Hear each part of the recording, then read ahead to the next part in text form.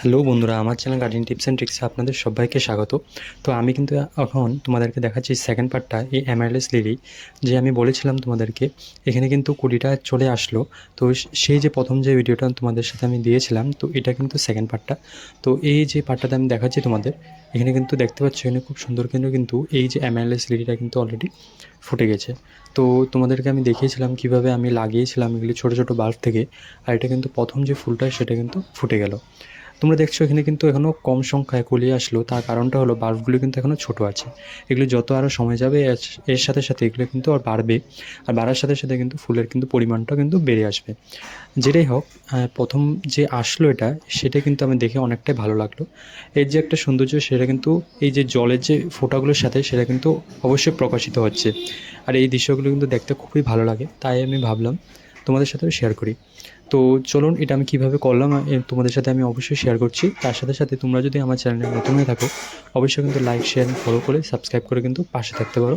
তাহলে কিন্তু এমন অনেক নতুন নতুন ভিডিও করতে কিন্তু আমি অবশ্যই অনেকটা অনুপ্রাণিত হব। আর এমন কিন্তু নতুন নতুন গাছের পরিচর্যা ও সুন্দর সুন্দর কিন্তু ফলের এবং ফুলের কিন্তু অনেক রকমের কিন্তু ভিডিও আমি তোমাদের সাথে অবশ্যই শেয়ার করব। তো চলুন দেরি না করে শুরু করা যাক। তো এই দেখো, খুব ছোটো কিন্তু বাল্বগুলি আমি লাগিয়েছিলাম। তো এটা কিন্তু বছরের সাথে সাথে কিন্তু একটু ম্যাচিউরড হয়, আর তার সাথে সাথে কিন্তু ফুলের যে পরিমাণটা সেটা কিন্তু অবশ্যই বাড়ে।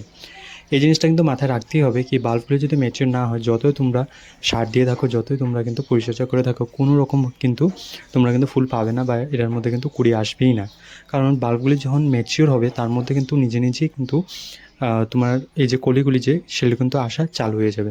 তোমরা কিন্তু লক্ষ্য করবে যেখানে যেখানে কিন্তু অনেক বছর হয়ে গেছে বা অনেক দিন হয়ে গেছে এগুলো বাল্বগুলি আছে, সেখানে কিন্তু সময় আসার সাথে সাথে কিন্তু অনেক স্টিকগুলি আসে, আর তার সাথে সাথে কিন্তু ভর্তি বলতে পারো 4-5টা কিন্তু একসাথে ফুটেই।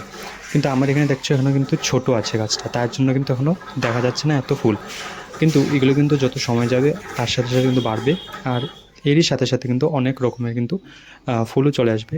এই যে এমএলের যে লিলি, সেটা কিন্তু কম কেয়ারের মধ্যে হয়ে যায়। তোমরা কিন্তু চাইলে এরকম একটা অন্য টবের কিন্তু সাইডের দিকে কিন্তু লাগালেও কিন্তু এগুলো খুব সুন্দর করে হয়ে যায়। আর এগুলো কিন্তু তোমরা একটু কলার খোসার জল বা সবজি পচা জল দিলেও কিন্তু এগুলির মধ্যে খুব সুন্দর গ্রোথটা হয়, আর গাছগুলো কিন্তু হেলদি থাকে। দেখবে কিছুদিনের মধ্যে কিন্তু খুব সুন্দর সুন্দর কুড়ি আসবে। কেমন লাগলো ভিডিওটা অবশ্যই